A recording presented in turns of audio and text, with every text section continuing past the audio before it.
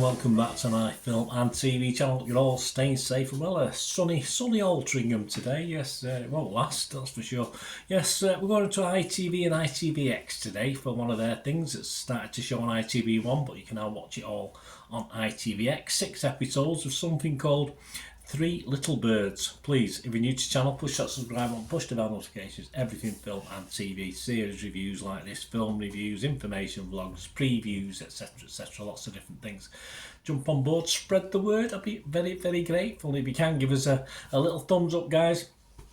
A little like button, that'd be great. And any comments on this series or anything to do with film and TV, just leave your comments, it'd be great. And I'll get back to you if it needs a reply. If it needs a reply, and even if it doesn't, I'll probably like it as well, I'm sure. Well, as long as it's nice, as long as it's not anything horrible, that's for sure. Yes, Three Little Birds. ITV is on ITV from the 22nd of October 2023. It's on weekly for 6 weeks. But all 6 episodes are now available on the wonderful ITVX, if you can get it on your telly, which I can at the moment, but not always the case. I don't think they've changed the way it goes out. I'm not too sure, but very odd. I couldn't, and now all of a sudden I can. But anyway, that's a different thing, isn't it? It's a British historical drama written by, yes, Mr. Lenny Henry, or is it Sir Lenny Henry, isn't it, I think, in collaboration with Russell T Davies. Yes, better than his Doctor Who stuff, that's for sure. 6-part series based on Henry's mother Winifred's experiences, although there's no one called Winifred in it, so obviously it's not a documentary, it's a dramatic licensed drama. So it's all based on Mother Winifred experiences arriving in Britain from Jamaica as part of the Windrush generation, of course, in 1957, so a couple of years before I made an appearance on this planet.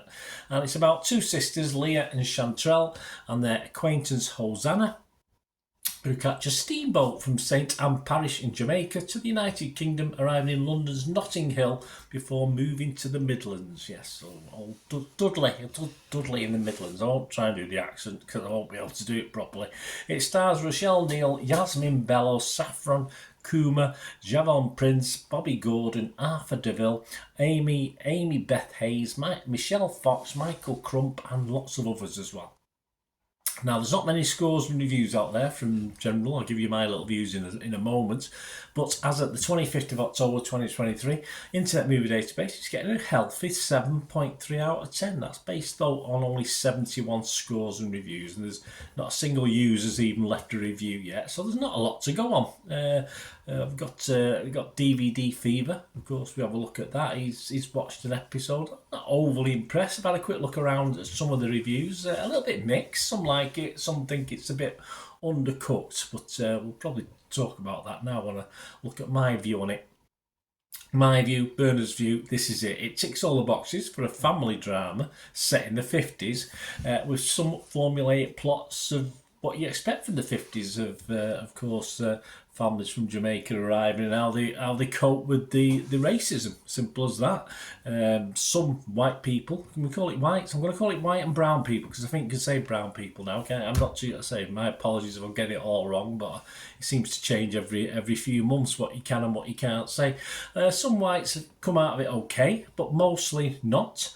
And all the Jamaicans who seem to have come over to the country appear to be all good and dandy and left all the bad wife-beating ones back home in Jamaica. So we only got the good ones, apparently, based on this. So I'm being a bit tongue-in-cheek there, but that's the opinion we get. A couple of the women are feisty, but that's about it.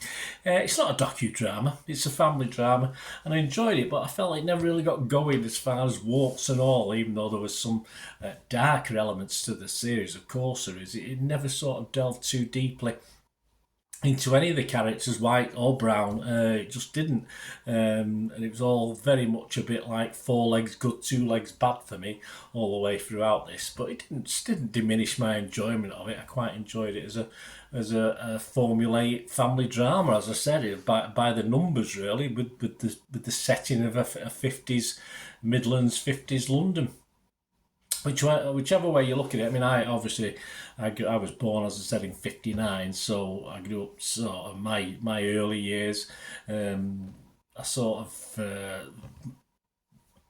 brown people weren't something I come up against at school, etc. It was very, very rare, almost non-existent. But at the time I lived, and of course worked alongside them in the late 70s, we were perhaps a million miles away from what I saw on in this episode or portrayed. Not perfect, nothing is. It's certainly a long way still to go, even in the 70s. You say, look, think of all the TV programmes at the time.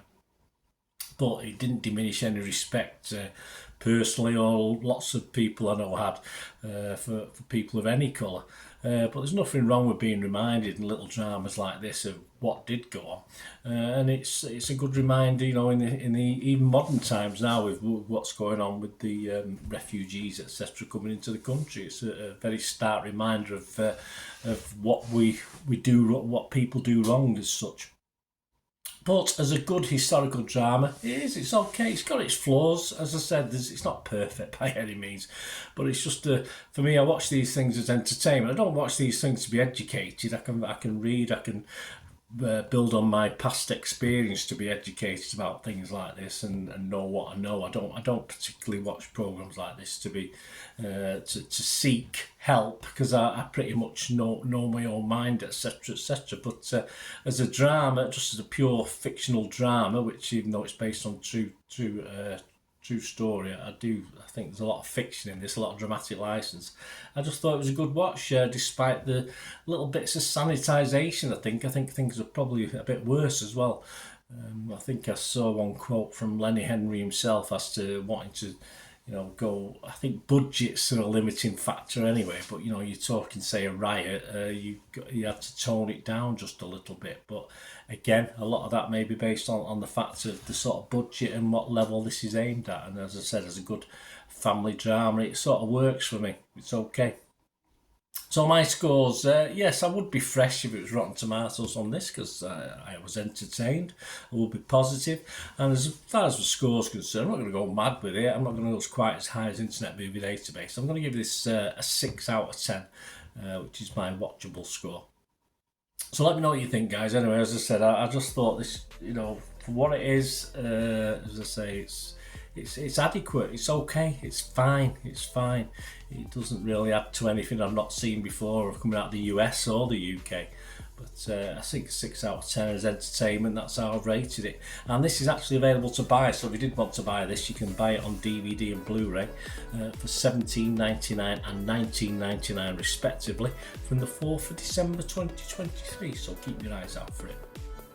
Let me know your thoughts, guys. Great to hear from you. Till we meet again.